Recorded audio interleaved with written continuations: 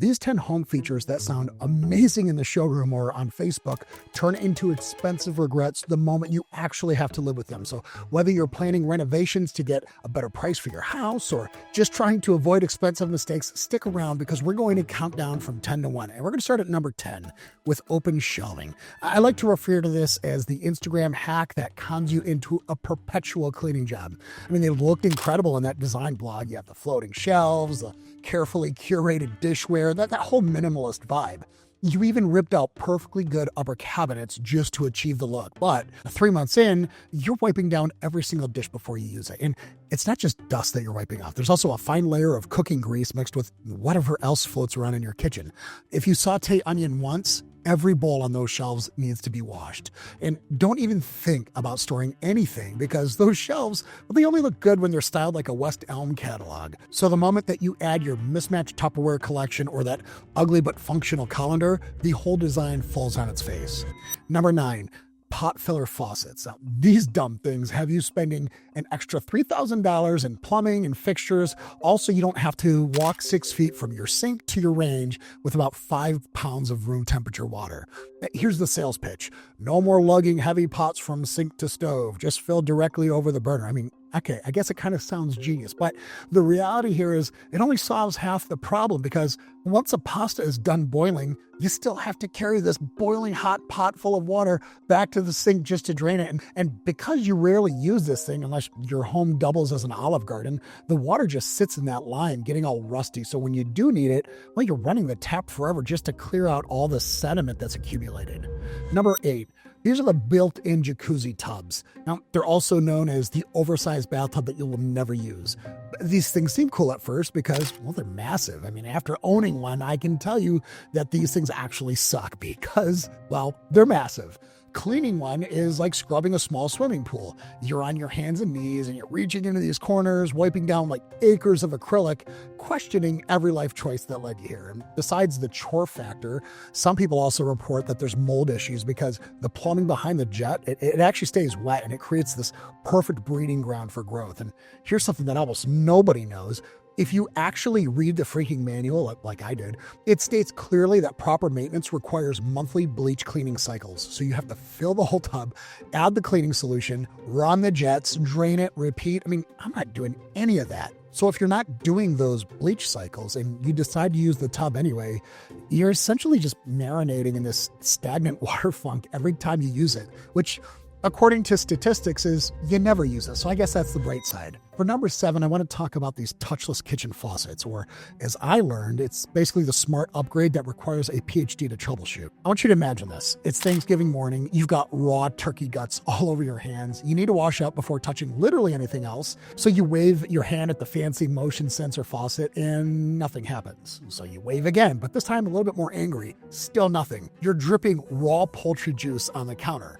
Did the batteries die? Did the sensor get dirty? Is the solenoid valve clogged? Who knows? Meanwhile, 16 people arrive in 3 hours, and unless Cousin Eddie's coming, you are going to have one hell of a hard time selling the Santa Manala stuffing to anybody.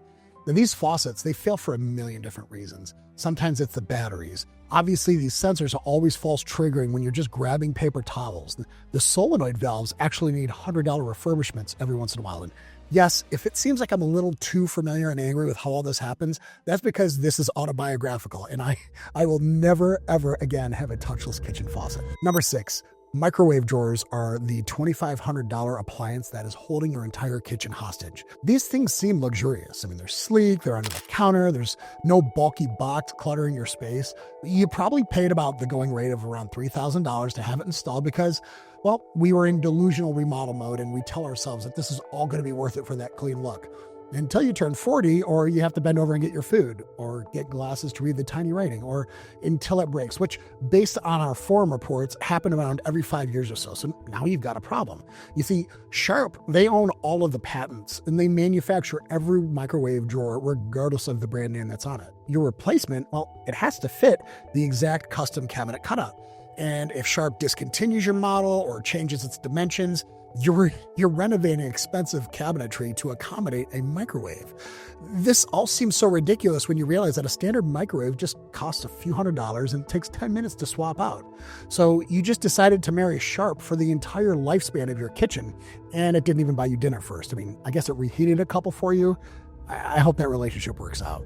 Number 5, let's talk about barn doors. Putting these monstrosities on bedrooms and bathrooms is the peak of the social media tendency to broadcast your private business out to anybody who's within earshot.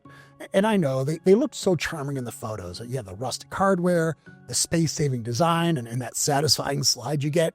You even installed one on your master bedroom, which was trendy and practical, you thought. Here's the reality check. You're taking a shower and everyone in the hallway can see way more than you want them to. And the sound, yeah, that travels totally freely too, even with weather stripping and locks in soft close hardware, which, by the way, we're talking another $150 in Band-Aids. You still don't get the effectiveness of a standard hinged door, okay? And the trend is already fading. Design sites are basically grouping barn doors with other tired looks from 5 years ago, like pallet walls and gray washed wood floors. So if you're like me and you put one of these in, congratulations. You and I now share the double whammy of a door that not only fails miserably at its job, but it's also simultaneously going out of style. That's a cool trick. Number 4, hardwired security system. This is the alarm that is stuck in the 20th century. You paid $3,000 for professional installation. You have sensors on every window, motion detectors. I mean, the works. It's connected to monitoring through your landline or Ethernet, and you really feel secure. But wireless systems today, well, they're updated on the fly. Firmware updates happen over the air, and it means they're far less prone to false alarms. You can manage them from your phone and get instant alerts, and they work during power outages. Meanwhile, your hardwired system is running on the same technology that we give Alexander Graham Bell credit for. So if a burglar cuts your phone line outside, the system goes silent. And I don't know about you, but I don't love the idea of an expensive alarm system that can be defeated by a sub $5 Harbor Freight purchase. Number 3, the wrong color LED temperature. 5,000 Kelvin LED bulbs throughout your living space, aka operating room lighting, is a great way to make people question why they even carry on with living. You pick these daylight bulbs because they seem brighter, they seem more modern, and the nice yoga instructor online said they boost focus and energy. Okay, cool. What they didn't mention was that they make your home feel like you're being prepped for a colonoscopy. That harsh bluish-white glow, it's what hospitals use because it shows blood and tissue clearly. Not exactly the vibe for Netflix and chill there, Romeo. Even worse, you can't wind down at night because that blue light is telling your brain, hey dude, it's noon. It's disrupting your circadian rhythm and your melatonin production. Your carefully chosen warm paint colors look sickly and gray under this clinical glare. Now, thankfully, this one is an easy fix. Go grab some 2700K warm to neutral white light bulbs and save the 5K bulbs for your garage or your workshop. You know, like places where you hang out with your buddies and have really deep conversations like, hey, do you think this needs stitches? Number 2, USB outlets. I'm talking about the built-in USB-A charging outlets next to some of your plugs. They're hardwired monuments to poor timing. Someone sold you on the convenience of it all. Hey, look, you can charge right here in your kitchen, right in the backsplash or in the bedroom walls, everywhere. No more hunting for adapters. It seemed like it was a genius move, except the USB-C has quickly become the global standard. Apple switched everything. Your new phone, tablet, laptop, they're all USB-C. So those fancy wall outlets you installed, they're kind of already obsolete. And yes, you can unscrew them and replace them. They're not permanent, but now you're just buying new outlets and spending time swapping out hardware that you just installed. For a more future-proof alternative, I love the idea of installing wireless charging pads or just extra standard outlets. When you walk into a home with hardwired Ethernet or telephone jacks in the walls, it just automatically makes the house feel a little bit dated. And those USB-A plugs, they kind of do the same thing. Which brings us to number 1. Dedicated home theaters are the $30,000 room that became your most expensive storage closet. I know how this goes. You probably spent months planning it. You have the tiered seating, you have this acoustic panels, a gorgeous projector that costs more than your first car. You have all the carpet that absorbs the sound and the lighting that dims on command, and it was going to be your family's gathering spot, your personal cinematic showplace. Fast forward 2 years, and here's the newsflash. Nobody uses it. Why? Well, because your living room has an 85-inch TV that costs $1,200 and looks incredible. The streaming is instant. The theater, on the other hand, it requires planning, turning everything on, hoping the receiver still remembers how to talk to the projector. You basically built a blockbuster video in your home right as Netflix was taking over. So that room's now storing Christmas decorations and exercise equipment that, incidentally, you also don't use. Now, none of this means you're doomed. If you've installed these features, some folks genuinely love their pot fillers or barn doors, and that's totally fine. But here's what I've learned. The unglamorous stuff, the standard outlets, the hinged doors that actually seal, or cabinets with actual doors for storage, that matters far more than Instagram-worthy upgrades. Because technology, it changes fast and trends fade, but what doesn't change is needing your faucet to work on Thanksgiving Day or wanting privacy in your own bathroom.